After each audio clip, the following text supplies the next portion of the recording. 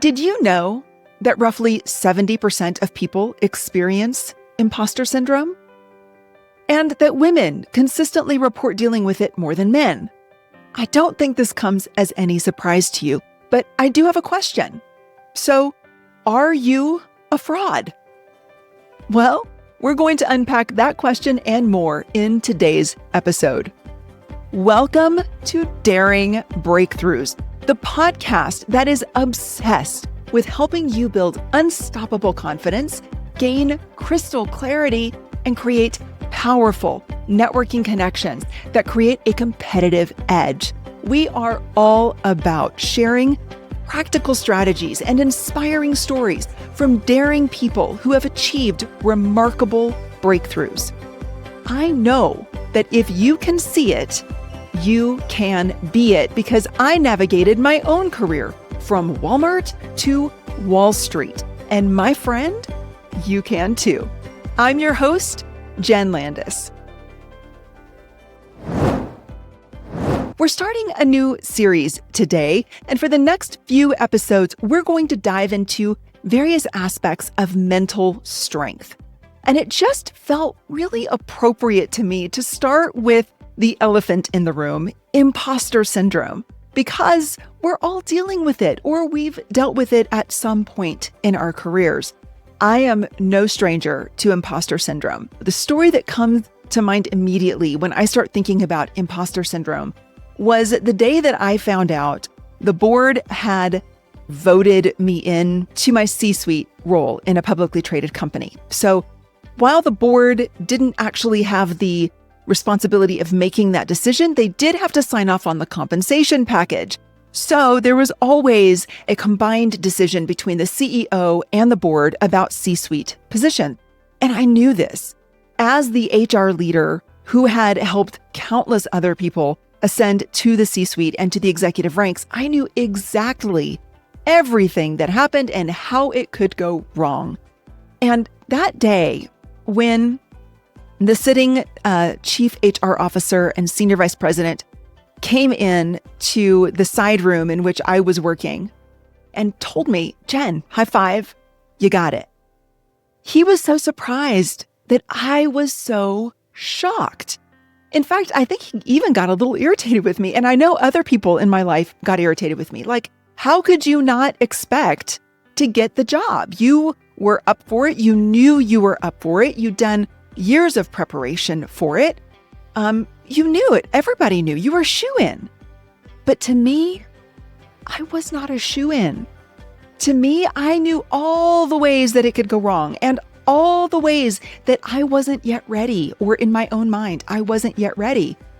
And honestly, in some ways, I wasn't ready. And in other ways, I was well prepared, far more than just ready. And yet for me, it really was a shock.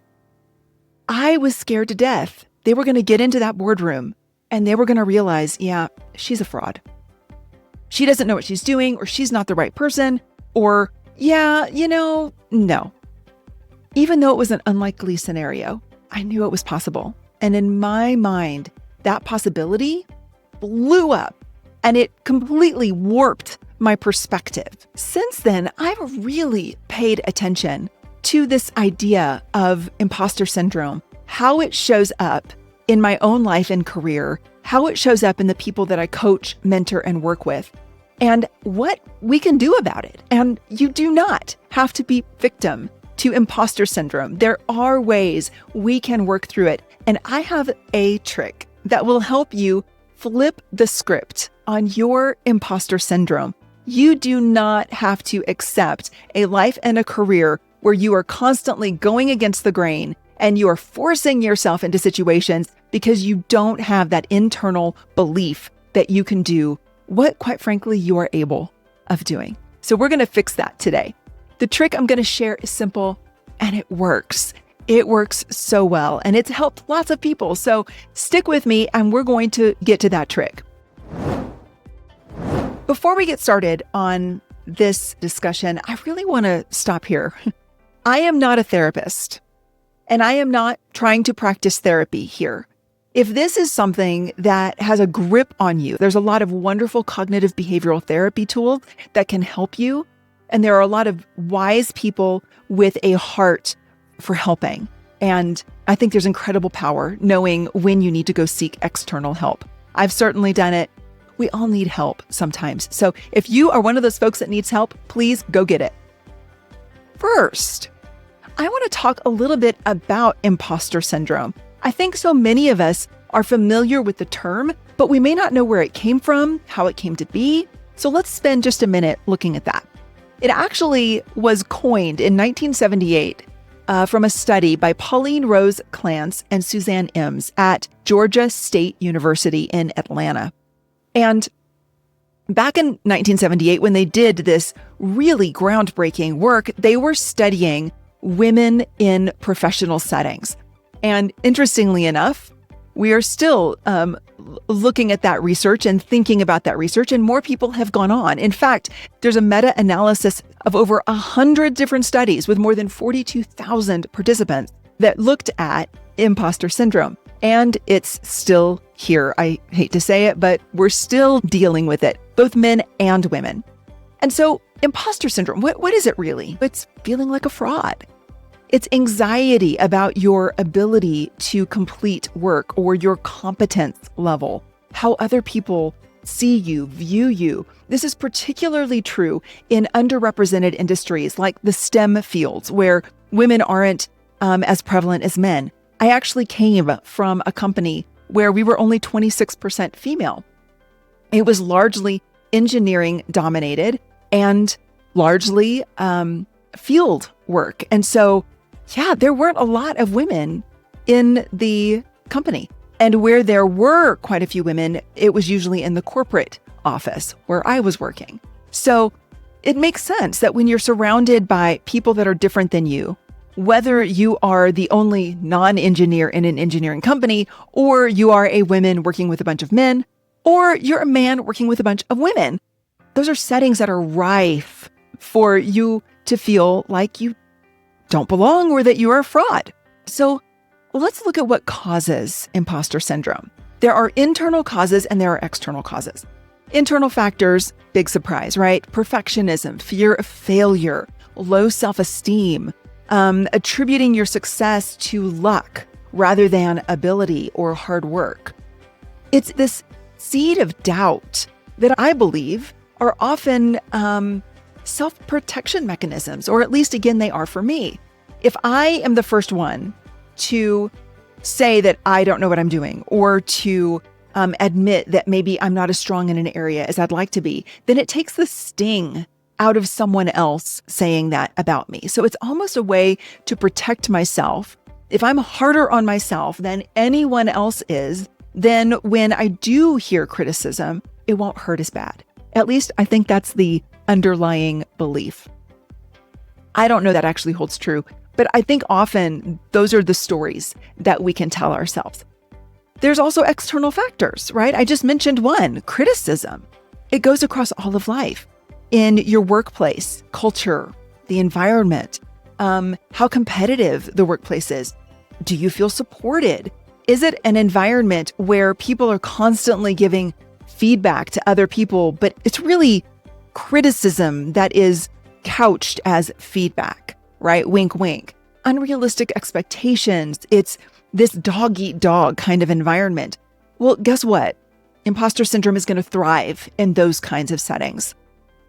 Also, family environment, your upbringing. If you were brought up in a household that was overly critical or that had exceptionally high standards that you just felt like you couldn't meet.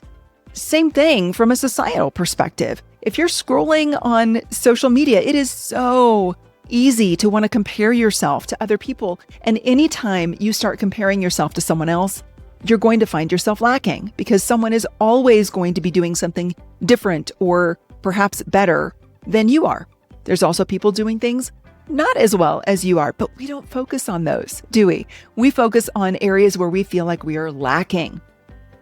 So how do you overcome it? And what is this trick that I told you I had? Well, the best ways to overcome imposter syndrome are to attack it head on.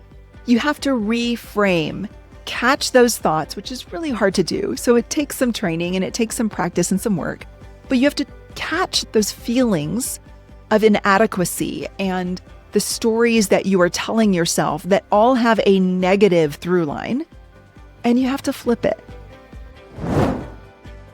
You have to purposefully choose to reframe it. The trick that I found that helps me reframe those negative thoughts and even negative comments and criticisms that I hear from other people about the work that I'm doing is to use different names.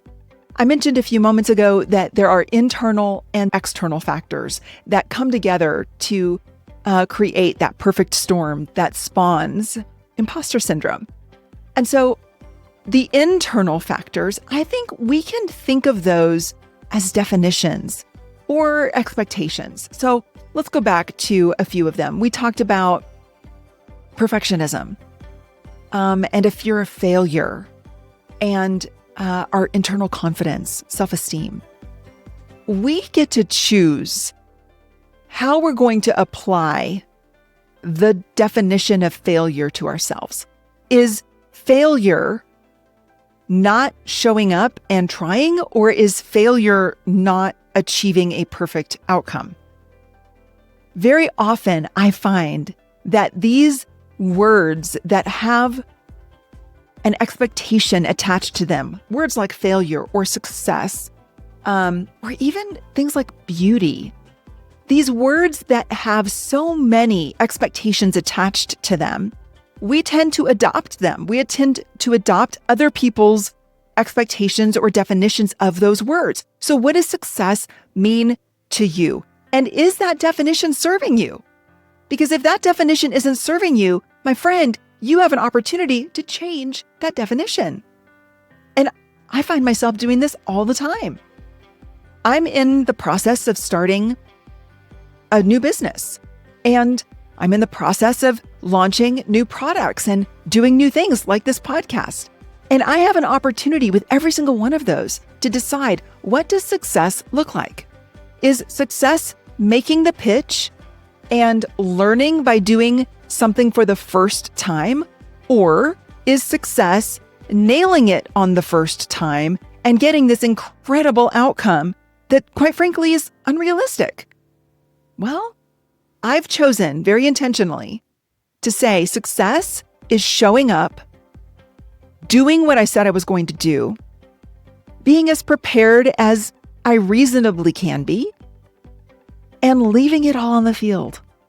Did I do everything I could do in that instance to make that pitch, to connect with that person, to deliver on that product, to nail the speech, to show up thinking more about the people I'm serving than myself in that moment?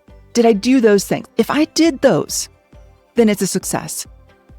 If I focused too much on an outcome that I don't actually own the ability to craft, and that's what I focus on, even if I get that outcome, I don't know that that's a success. So we get to choose how we define perfectionism and failure and success and confidence and self-esteem. And so my first trick is revisit your definitions. How are you defining those words? And then how are you living that out? What expectation are you putting on yourself or others for that matter? So when it comes to internal motivations, I call those our definitions, and we get an opportunity to rewrite the definition. The external factors, things like workplace culture, competitiveness, criticism. I've even experienced bullying at work, and I know many people sadly have. In those instances, I call those things invitations. They are invitations that people will give us to feel poorly about ourselves, to show up and adopt their definitions for our lives instead of our own. They invite us into a situation of pressure, of feeling poorly about ourselves, particularly when it comes to imposter syndrome, right? They invite us through the way they treat us, or through the way they interact with us, or through the environments that they are perpetuating and creating. Those are all invitations. And my friend, you can choose not to accept their invitation. And you can do it with grace and poise. You can simply say, "Thank you so much, but I politely decline to feel badly about myself because of your perspective." And you don't even have to say it out loud. In fact, it's probably better if you don't. But inside your head, you can say, "Okay, thank you for that. I politely decline." We are hardwired, in the American society at least, to do what we're asked. Like, we are asked a question and our instinctive response is to answer that question. But even a question is a form of invitation. It is an invitation to engage. An invitation you don't have to accept. You get to choose whether you're going to engage or not. And so when we are faced with all of these external factors and the criticism and the workforce environment and pressure, or the family pressure, we get to view those things as invitations that we can politely decline, or we can accept in a limited fashion. So let's return to the question I posed at the beginning of this podcast. Are you a fraud? Well, my friend, odds are very, very good that no, you're not. And your feelings of being an imposter are just that. They're feelings. They're not grounded in truth and in fact. And so we have an opportunity to shift away from those feelings and to create space for ourselves. So when you start thinking about the internal pressures as definitions and the external pressures as invitations, all of a sudden you gain some distance between your emotions and what you're feeling and the things that are causing those feelings. And that little bit of space gives you a chance to flip the script.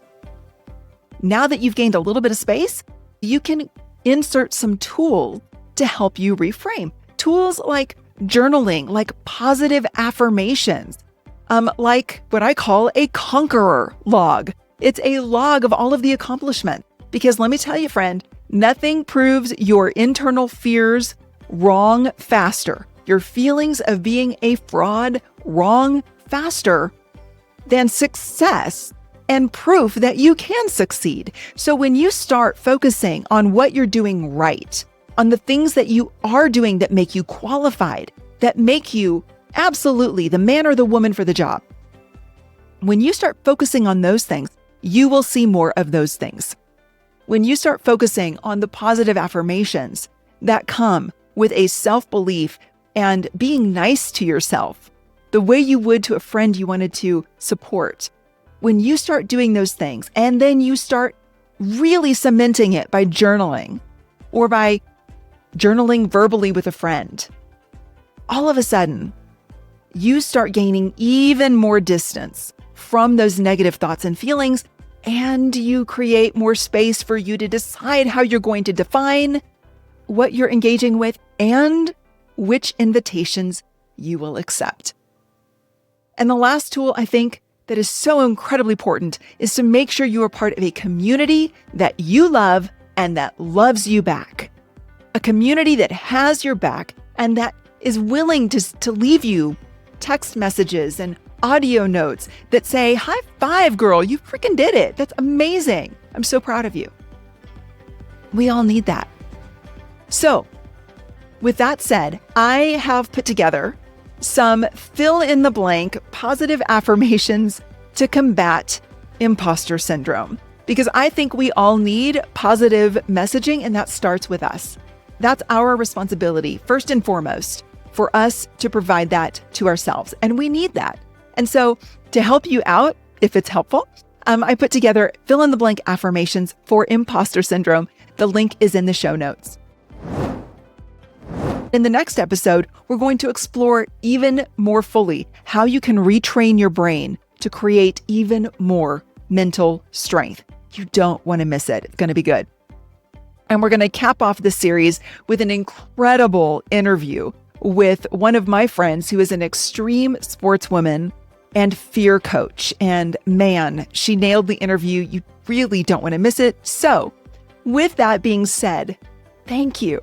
Thank you so much for joining me for this episode of Daring Breakthroughs. Don't forget to check out the show notes for the free tools and the links related to this episode. And do me a favor, if you found this episode helpful, I invite you to review, to like, and to subscribe. I don't want you to miss the next one. And while you're at it, let's connect on social media. I would so love to hear from you. You can find me nearly everywhere with the handle Ask Jenn Landis. That's Jenn with 2 N's. And if you need a speaker for your next event, hey, I'm your girl. Check out my website at JennLandis.com. That's JennLandis.com for all the ways we can work together. Until next time, share an insight you gained today with a friend, and then apply that insight by making one bold move. I dare you.